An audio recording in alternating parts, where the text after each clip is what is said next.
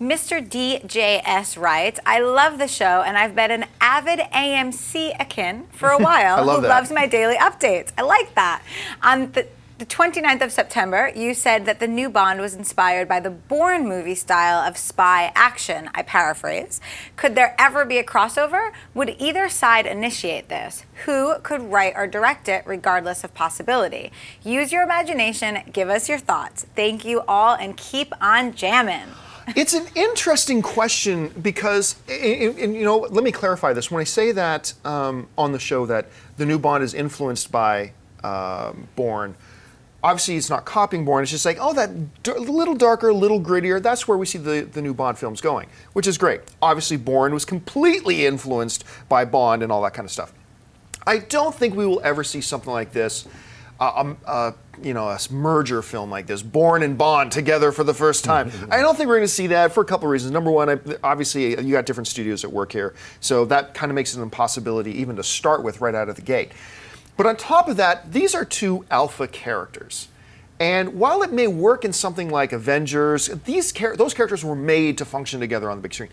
I don't think this would work. And while we say that Bond is kind of influenced by the new direction of Bourne, I don't know that their styles would work together on the same movie. It's great for fan fiction. It's great to theorize about. It would be kind of fun. But for those reasons and others, I don't think it would work. Schnepp, what do you think? Could we see a Bond-Bourne movie? I can see, like, Bourne, Jason Bourne. It's like, I don't see it because Bourne stems more from a reality perspective of spies, and Bond has always had a little bit more flair. It's always like, even the new ones are super villain everyone has a, I'm going to destroy the world, even if it's Javier Bardem for a specific reason, right, like for revenge on one person.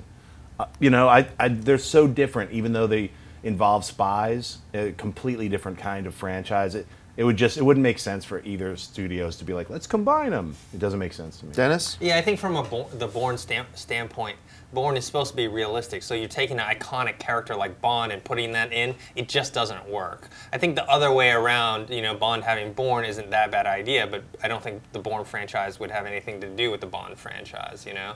And neither franchise really needs that crossover. I don't think it's going to add anything money-wise to it as well. You just brought up the biggest point to me, and I think you're bang on the money. People who went to go, look, Bond, the last Bond film made more money than any Bond in history, right? So how many more people are going to go see it? It's the same argument I hear people say, oh, if you added Spider-Man to the Avengers, it'll make $4 billion. It's like, no, it won't. It's basic math, folks. Think about this for a second. How many people do you know that saw Spider-Man didn't already see Avengers? It's the same audience. Adding Spider-Man to the Avengers is not going to increase its box office by one bit. In the same way, you might have a little bit more success for Bourne if you add a Bond to it, but I don't see the advantage box office-wise for Bond, so I think that's a great point.